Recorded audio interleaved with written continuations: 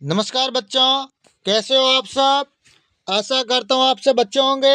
आज मैं आपके लिए लेकर आया हूँ अर्धवार्षिक परीक्षा कक्षा 7 विषय हिंदी का मॉडल पेपर, जो आपकी आने वाली अर्धवार्षिक परीक्षा के लिए मोस्ट इम्पोर्टेंट प्रश्न रहेंगे। तो आप सबसे निवेदन है कि वीडियो को पूरा देखें और चैनल को सब्सक्राइब करें। चलो वीडियो शुरू करते हैं। निम्न प्रश्नों का उत्तर कोष्टक में लिखे, यानी आगे जो दिए गए प्रश्न उनके उत्तर आपको कोष्टक में देने हैं। पहला प्रश्न, हम पंछी उन्मुक्त गगन के पाठ के रचयिता है, यानी हम पंछी उन्मुक्त गगन के जो पाठ है वो पाठ किसने लिखा है। भवानी प्रसाद मिश्र, सर्वेश्वर दयाल सक्सेना, श्री मंगल सिंह सुमन, महादेवी वर्मा। ऑप्शन नंबर ग, श्री मंगल सिंह सुमन, यानी जो ये पाठ है वो श्री मंगल सिंह सुमन ने लिखा है। अगला प्रश्न, कठपुतली के मन में कौन सी इच्छा जागी, यानी कठपुतली के मन में कौन सी इच्छा जागी। मस्ती करने की, खेलने की, आजाद होने की, नाचने की। ऑप्शन नंबर ग, आजाद होने की, यानी कठपुतली के मन में आजाद होने की इच्छा जागी।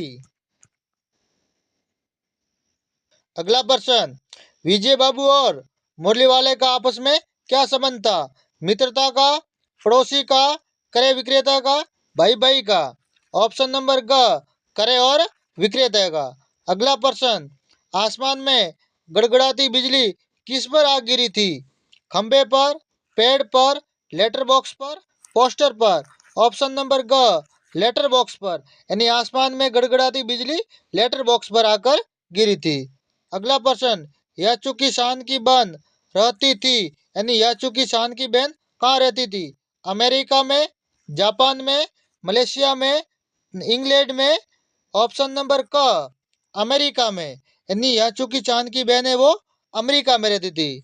रिक्त स्थानों की पूर्ति कीजिए, यानी हमें खाली जगह भरनी है। सपने में भी बैठना कितना अच्छा लगता है, यही सतलुज मैदानों में उतर कर विशाल कैसे हो जाती है। रहीमन मछरी नीर को तऊ न छोड़ती सो।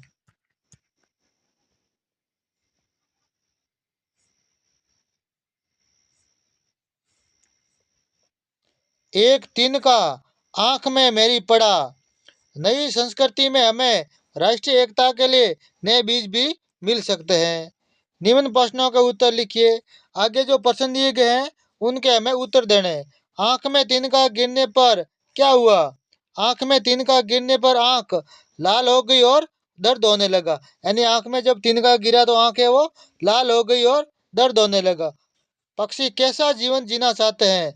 पक्षी स्वतंत्र एवं स्वतंत्र जीवन जीना चाहते हैं, यानी पक्षी वो आजाद रहना चाहते हैं। अगला प्रश्न, उत्तर भारत की कौन सी संस्कृति लगभग पूरे देश में फैल चुकी है। उत्तर भारत की ढाबा संस्कृति लगभग पूरे देश में फैल चुकी है, यानी पूरे भारत के अंदर फैल चुकी है। अगला प्रश्न, वचन के कितने भेद होते हैं, नाम लिखिए। वचन के दो भेद होते हैं, एक वचन, बहुवचन। अगला प्रश्न, सिंधु व ब्रह्मपुत्र को किस नाम से पुकारा जाता है। सिंधु व ब्रह्मपुत्र को महानदों नाम से पुकारा जाता है। किस नाम से, महानदों नाम से पुकारा जाता है।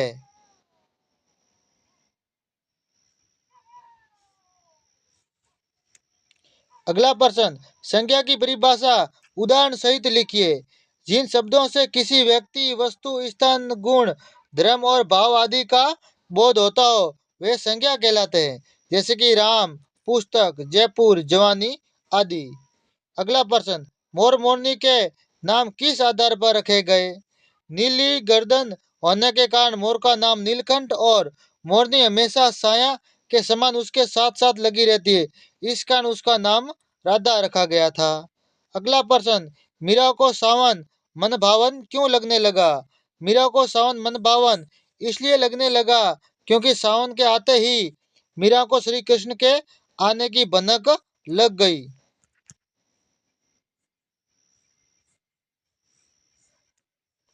अगला प्रश्न, निम्नलिखित शब्दों के पर्यायवाची शब्द लिखिए, यानी आगे जो शब्द दिए गए हैं उनके हमें पर्यायवाची शब्द लिखना है। आकाश, नभ, गगन, अंबर, व्योम। अग्नि, अनल, पावक, आग, कृष्णु, वहीन, शिखी। अगला प्रश्न, पहली कठपुतली की बात दूसरी कठपुतलियों को क्यों अच्छी लगी? पहली कठपुतली की बात दूसरी कठपुतलियों को इसलिए अच्छी लगी क्योंकि वे सब उसकी तरह ही स्वतंत्र होना चाहती थी। अगला प्रश्न, मीठे वाला अपने व्यवसाय में पैसे को कम महत्व क्यों देता था? बच्चों को खुश देकर उसे आत्म संतुष्टि मिलती थी, इसलिए वे पैसों को कम महत्व देता था, यानी वो दूसरों को खुश देकर खुद आत्म संतुष्टि उनको मिलती थी।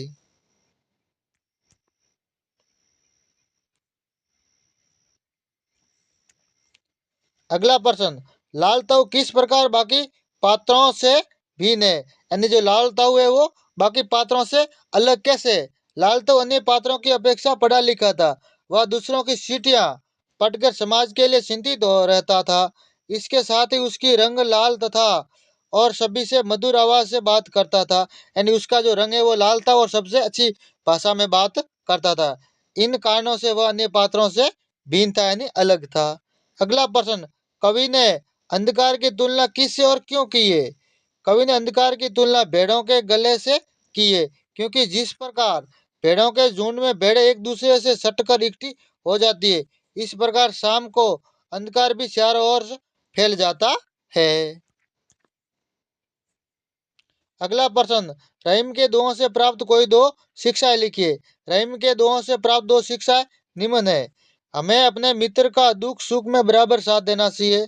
हमारे मन में हमेशा दूसरों के लिए परोपकार की भावना होनी चाहिए। 25वां और 26वां, 25वें के अंदर एप्लीकेशन लिखनी है 2 दिन की छुट्टी के लिए, और 26वें के अंदर 26 जनवरी और दीपावली दोनों में से एक पर आपको निबंध लिखना है।